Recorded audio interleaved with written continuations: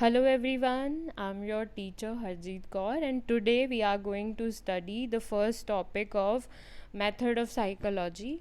So in this topic we are going to learn about approaches to the study of psychological processes.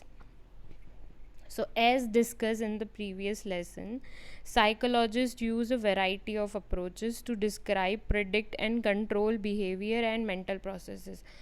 अगर हम बात करें lesson 1 की तो हमने पढ़ा था उसमें कि जो साइकोलॉजिस्ट है वो बहुत सारी अप्रोचेस को यूज़ करता है किसी भी चीज़ को डिस्क्राइब प्रिडिक्ट करने में या कंट्रोल करने में किसी का भी बिहेवियर मेंटल प्रोसेसेस। तो जो मेन अप्रोचेस हैं जिसको हम ब्रीफली यहाँ पर समझेंगे कि क्या अप्रोचेस हैं जिनको समझ कर कोई भी साइकोलॉजिस्ट किसी भी चीज़ को प्रिडिक्ट करता है, किसी भी चीज़ को डिस्क्राइब करता है, किसी का भी बिहेवियर कंट्रोल कर सकता है या उसके मेंटल प्रोसेसेस को समझ सकता है। तो जब हम इन अप्रोचेस को समझेंगे तभी तो हम समझ पाएंगे। सपोज़ आप साइकोलॉजिस्ट बनते हैं तो आप कैसे किसी दूसरे इंसान के बिहेवियर या मेंटल प्रोसेसेस को समझेंगे। जब आप इन अप्रोचेस को समझ जाएंगे तो आपको उनके मेंटल प्रोसेसेस बिहेवियर समझ में आ जाएंगे, आप प्रिडिक्ट कर पाएंगे, कुछ भी डिस्क्राइब कर पाएंगे, उनके मेंटल प्रोसेसेस को कंट्रोल कर पाएंगे या बिहेवियर को कंट्रोल कर पाएंगे। तो इन जो अप्रोचेस हैं उनको समझना बहुत ज़रूरी है। तो पहली अप्रोच है बायोलॉजिकल अप्रोच। मैं इसको डिटेल में डिस्क्राइब करने वाली हूँ।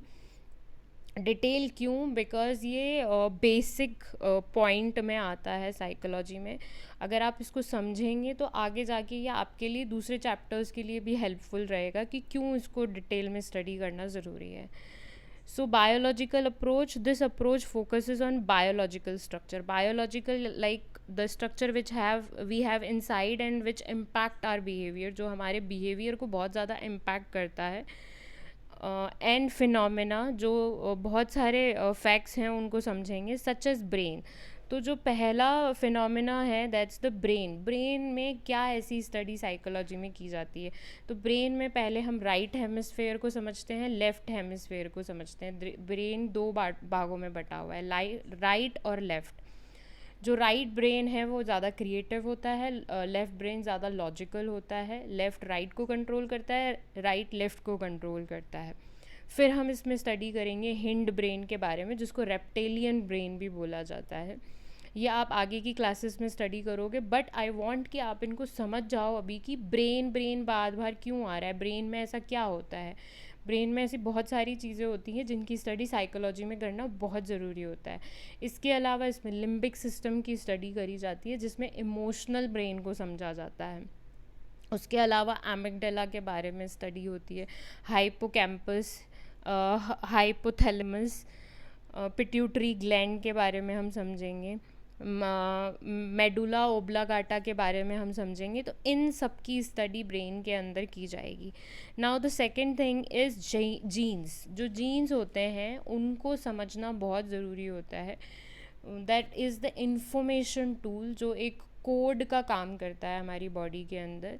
Jeans influence each individual behaviour. जो जीन्स होते हैं हर इंडिविजुअल के बिहेवियर को इन्फ्लुएंस करता है, वो हमारी साइकोलॉजिकल कैरेक्टरिस्टिक्स क्रिएट करता है। जो भी हमारे अंदर इंटेलेक्चुअल एबिलिटीज़ होती हैं, इंटल मतलब कम्युनिकेशन की एबिलिटीज़, जो हमारी पर्सनालिटी होती है, जिस तरीके से हम बाहरी रूप से दिखाई देंगे, जिस तरीके से हम अंदर सोचते हैं, किस तरीके के हम रिस्क उठाएंगे, कैसी हमारी मेंटल इलनेस होगी। तो ये इस सब में जीन्स का रोल बहुत ज़्यादा होता है। जीन्स जो होते हैं, जैसे कि आपने क्लास 9th और 10th में 9th में पढ़ा होगा ऑब्वियसली। अगर आपने 9th में पढ़ा होगा कि जो जीन्स होते हैं वो हमें हमारे दोनों पेरेंट्स से मिलते हैं और हमारे पेरेंट्स को उनके पेरेंट्स से मिले थे। तो ये जनरेशन टू जनरेशन पास होते रहते हैं। पहली बार जो ये जीन्स वर्ड था उसका यूज़ विलियम जॉनसन ने किया था। जीन्स वर्ड जो आया है वो ग्रीक वर्ड से आया है, जेनोस जिसको बोलते हैं, जिसका मतलब होता है बर्थ। तो इट्स मीन ये हमारे बर्थ के टाइम में हमें मिलता है। और जो हमारे फिज़िकल कैरेक्टरिस्टिक्स होते हैं वो भी हमें जीन्स के थ्रू मिलते हैं। ये हेरिडिटी की ही यूनिट होती है। जीन्स जो होते हैं वो डीएनए से बने हुए होते हैं।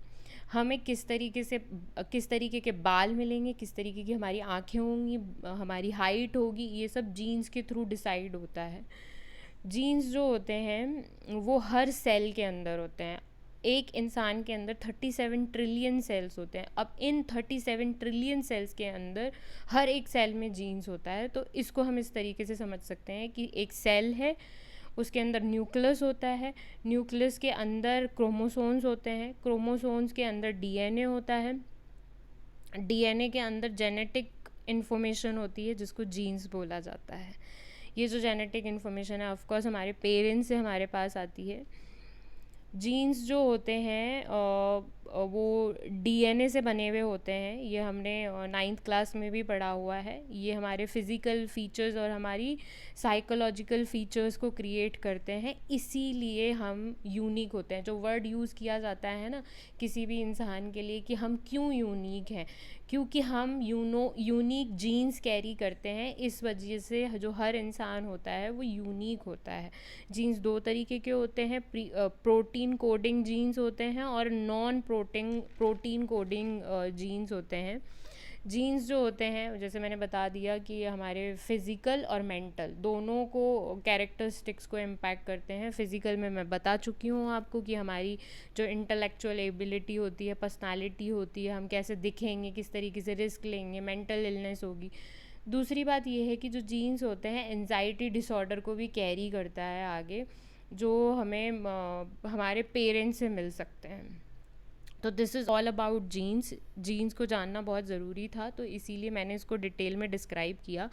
अब बात करते हैं हार्मोन्स की। हार्मोन्स क्या होते हैं, और उससे पहले इसमें एक और वर्ड दे रखा है जो कि हार्मोन से पहले है, दैट इज़ एंड्रोक्लाइन सिस्टम। पहले एंड्रोक्लाइन सिस्टम को समझते हैं, फिर हम हार्मोन को समझते हैं।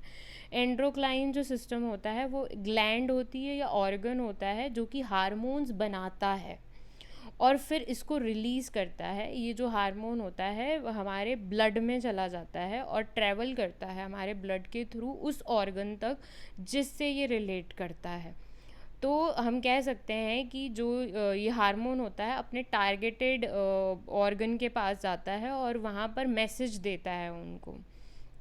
हार्मोन्स के थ्रू जो अदर सिस्टम्स होते हैं वो कंट्रोल किए जाते हैं और बॉडी के अंदर बहुत इम्पॉर्टेंट जो सिस्टम्स होते हैं, फंक्शंस होते हैं, वो कैरी होते हैं। इसमें इंक्लूड करती है कि हमारी बॉडी की ग्रोथ कैसे होगी, डेवलपमेंट कैसे होगा, मेटाबॉलिज्म सिस्टम हमारा कैसा होगा, रिप्रोडक्शन कैसा होगा। तो ये सारा हमारा एंड्रोक्लाइन सिस्टम के थ्रू होता है। नाउ क्योंकि ये ग्लैंड हार्मोन बनाती है तो इसलिए मैंने इसको पहले लिया था। अब थोड़ा हम हार्मोन को समझते हैं। हार्मोन्स जो होते हैं वो केमिकल मैसेंजर्स होते हैं जो सीधा ब्लड के थ्रू कैरी किए जाते हैं। ब्लड के थ्रू ये टारगेटेड ऑर्गन या टिश्यू तक पहुंचते हैं हमारी बॉडी में और उसको जाके मैसेज देते हैं किस तरीके से उसको फंक्शन करना है। ये जो सिग्नल्स होते हैं इसके अंदर डूज और डोंट्स दोनों चीज़ें होती हैं कि क्या करना है बॉडी को और क्या नहीं करना है। ये हमारी बॉडी के और हमारी बॉडी में ऑर्गन्स को अफेक्ट करता है, टारगेटेड ऑर्गन को ही अफेक्ट करेगा। जो हमारी बॉडी के अंदर हार्मोन्स होते हैं, अभी तक जो हार्मोन्स हैं वो आई थिंक ओवर 50 हार्मोन्स को आइडेंटिफाई कर लिया गया है, जिसके बारे में आप आगे पढ़ने वाले हैं। हैप्पी हार्मोन्स के बारे में मैं आपको पहले ही बता चुकी थी। ये हमारी बायोलॉजिकल प्रोसेसेस को रेगुलेट करते हैं। अब बात करते हैं न्यूरोट्रांसमीटर्स। ये हमारी बॉडी में मैसेज पहुंचाने का काम करते हैं in order to understand the dynamic of behaviour. जब हम इन चीज़ों को समझ जाएंगे, ब्रेन को, जीन्स को, हार्मोन्स को, एंड्रोक्राइन सिस्टम को, न्यूरोट्रांसमीटर्स को, तो हमें पता चल जाएगा कि हमारा जो बिहेवियर है या किसी इंडिविजुअल का बिहेवियर है वो कैसे इन्फ्लुएंस होता है या कैसे लोग बिहेव करते हैं। it main focuses on the role of different part of the brain regulating feeling, memory, emotions and other aspects of the behavior. इसके अलावा जो साइकोलॉजी होती है उसमें फोकस किया जाता है ब्रेन का वो पार्ट जिसमें फीलिंग्स, मेमोरी, इमोशंस ये हमारे बिहेवियर को इम्पैक्ट डालते हैं. Similarly, the impact of over secretion and under secretion of different kind of hormone in governing behavior is studies. अब ये ओवर सीक्रेशन और अंडर सीक्रेशन क्या है हार्मोन का? ओवर सीक्रेशन यानी किसी हार्मोन का ज़्यादा निकलना बॉडी में, अंडर सीक्रेशन किसी हार्मोन का कम निकलना. आपने थायराइड नामक बीमारी सुनी होगी. अगर किसी को हाइपर थायराइड है, इसका मतलब उसकी बॉडी में जो थायराइड हार्मोन है वो उसका ओवर सीक्रेशन हो रहा है और फिर उसके सिम्टम्स उसको उसकी बॉडी में दिखाई देते हैं.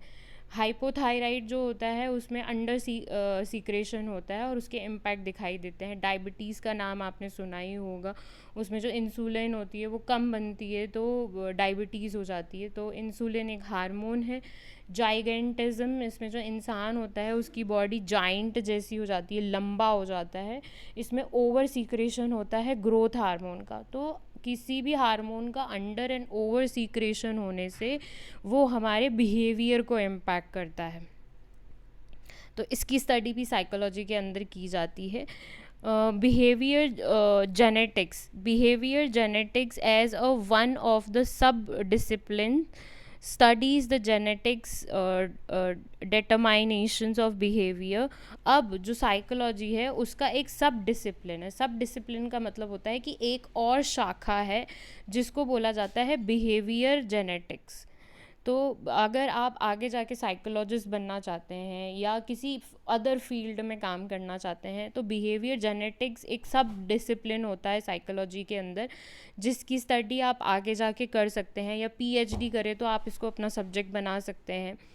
तो इसके अंदर मेनली जेनेटिक्स के ऊपर स्टडी की जाती है और इसमें समझा जाता है कि कैसे जो जेनेटिक्स हैं हमारे बिहेवियर को इन्फ्लुएंस करते हैं, कैसे इम्पैक्ट डालते हैं.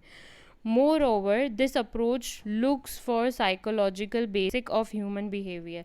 तो ये एक बेसिक नॉलेज होती है किसी भी साइकोलॉजिस्ट को.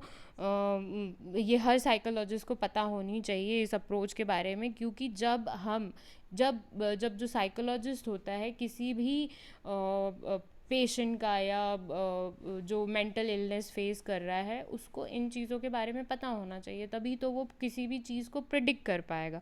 अगर उसको ये सब चीज़ें पता नहीं होंगी तो वो प्रिडिक्ट नहीं कर पाएगा या वो राइट तरीके से किसी भी इलनेस को या डिसऑर्डर को डिस्क्राइब नहीं कर पाएगा. तो इसीलिए साइकोलॉजी में इन सब चीज़ों को स्टडी करना ज़रूरी है. My next topic will be psycho analytic approach, जो मैं नेक्स्ट वीडियो में डालने वाली हूँ. इसके लिए आपको थोड़ा वेट करना पड़ेगा क्योंकि मुझे ये डिटेल में डिस्क्राइब करनी है सारी चीज़ें. ये जो अप्रोचेस हैं वो बहुत इंपॉर्टेंट हैं. तो मैं अगर मुझसे हो सका डिटेल में डिस्क्राइब करूँगी तो एक एक वीडियो मैं यहाँ पे डालने की कोशिश करूँगी ताकि मैं आपको हर एक चीज़ पॉइंट टू पॉइंट समझा सकूँ कि ये चीज़ क्या है. So till then you have to wait for next video. Thank you so much. Take care. Keep smiling. Keep learning.